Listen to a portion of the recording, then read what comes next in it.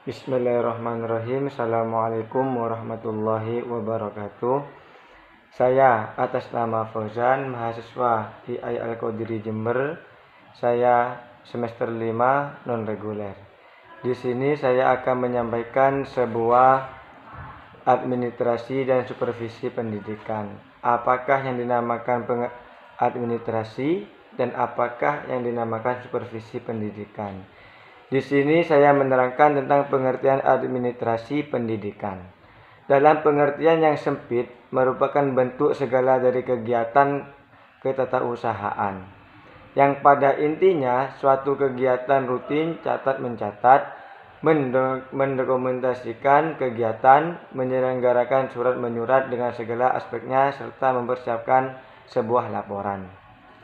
Dalam pengertian secara luas, administrasi pendidikan ini dapat diartikan segenap dari proses pengarahan dan pengintegrasinya segala sesuatu baik personal, spiritual maupun material yang bersangkut paut dengan pencapaian tujuan pendidikan.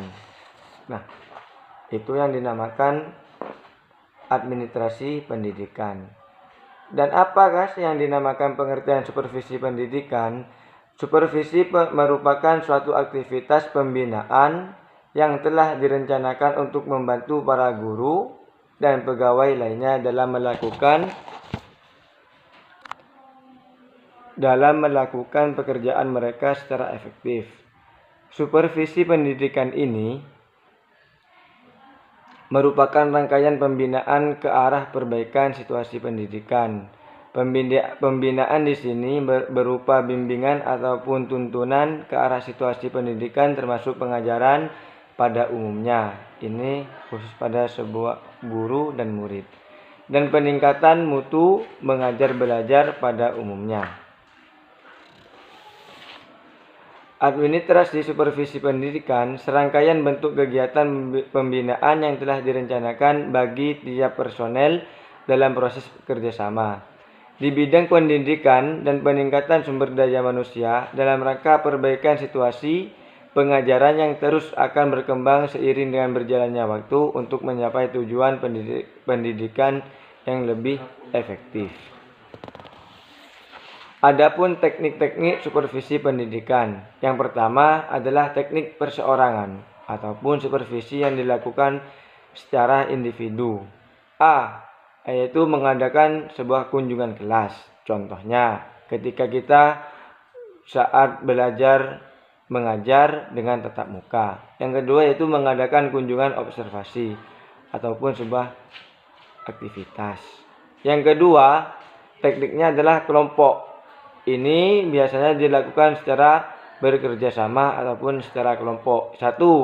Mengadakan pertemuan ataupun rapat. Ketika kita mempunyai masalah, maka kita harus rapat untuk memecahkan sebuah permasalahan tersebut.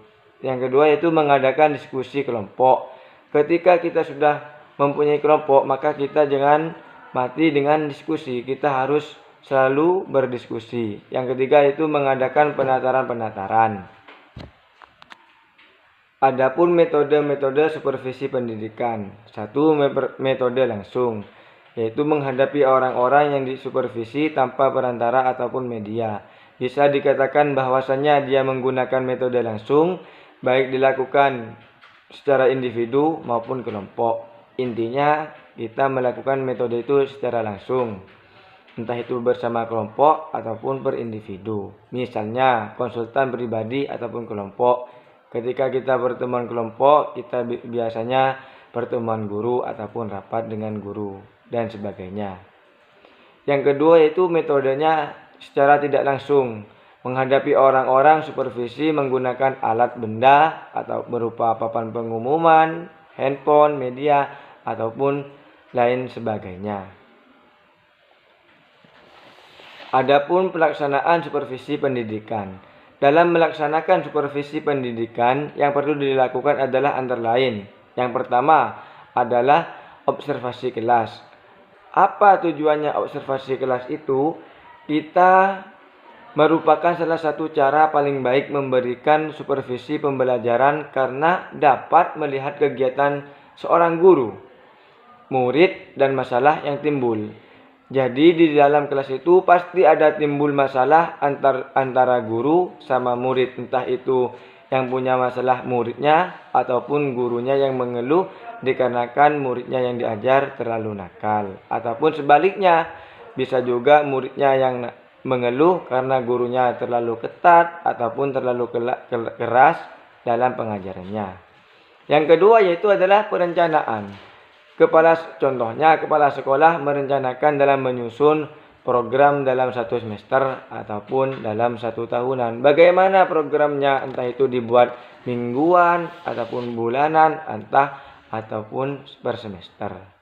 Nah, di sini antara administrasi dan supervisi pendidikan ini mempunyai hubungan erat antara administrasi dan supervisi pendidikan. Apa hubungannya? Hubungannya adalah sebuah bentuk dari pembinaan yang direncanakan bagi setiap personel dalam proses kerjasama di bidang pendidikan dan peningkatan sumber daya manusia dalam rangka perbaikan situasi pengajaran agar tercapai sebuah tujuan pendidikan yang efektif dan efisien. Itu adalah hubungan antara administrasi dan supervisi. Di sini adapun hal-hal tertentu yang membedakan mana itu administrasi dan mana itu adalah supervisi pendidikan. Yang pertama adalah kegiatan administrasi didasarkan kepada kekuasaan, sedangkan supervisi didasarkan bentuk pelayanan, bimbingan, dan pembinaan. Yang kedua, tugas administrasi meliputi keseluruhan bidang tugas di sekolah, termasuk manajemen sekolah. Sedangkan supervisi adalah sebagian dari tugas pengarahan, directing, satu bagi manajemen sekolah. Yang ketiga, yang membedakan administrasi dan supervisi adalah administrasi di sini sebagai tugas menyediakan semua kondisi yang diperlukan untuk pelaksanaan program pendidikan. Sedangkan supervisinya adalah menggunakan kondisi-kondisi yang telah disediakan itu untuk peningkatan mutu belajar mengajar. Jadi kalau administrasi ini menyiapkan dan supervisi ini sudah disiapkan, tapi tugasnya adalah untuk meningkatkan kondisi yang telah disediakan oleh administrasi. Itulah yang saya dapat sampaikan. Apabila ada kesalahan, saya mohon maaf yang sebesar-besarnya. Akhirul kalam, assalamualaikum warahmatullahi wabarakatuh.